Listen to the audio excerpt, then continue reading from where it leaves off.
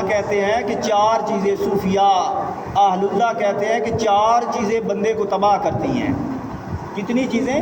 چار چیزیں بندے کو تباہ کرتی ہیں۔ انا، میں یہ ہوں، میں وہ ہوں، میں یہ کر دوں گا، میں وہ کر دوں گا، یہ انا بندے کو تباہ کرتی ہے۔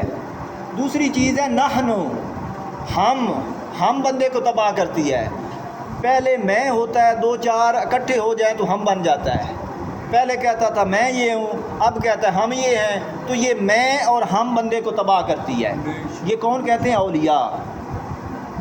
میں جب کبر کی، تکبر کی ہوا بھرتی ہے میں تو وہ ہم میں بدل جاتی ہے۔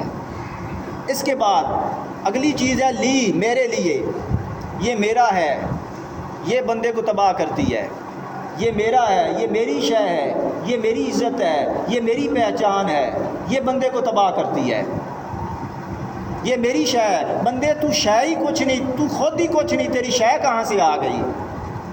اور چوتھی چیز ہے اندی، میری طرف سے۔ ہم کسی کو کچھ دیتے ہیں نا تو کہتے ہیں یہ میری طرف سے ہے۔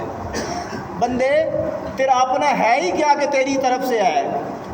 وہ ذات اگر اسی لمحے تمہیں مفلوج کر دے تو تو کھڑے ہونے کے قابل نہ رہے۔ وہ ذات اگر اسی لمحے تمہیں گنگا کر دے تو تو بولنے کے قابل نہ رہے۔ وہ ذات اگر اسی لمحے تمہیں اپنی دی ہوئی بینائی چھین لے تو وہ تو اندھا کہلوائے۔ وہ ذات اگر اسی لمحے تمہیں اپنی دی ہوئی سماعت چھین لے تو تو ڈورا بہرا کہلوائے۔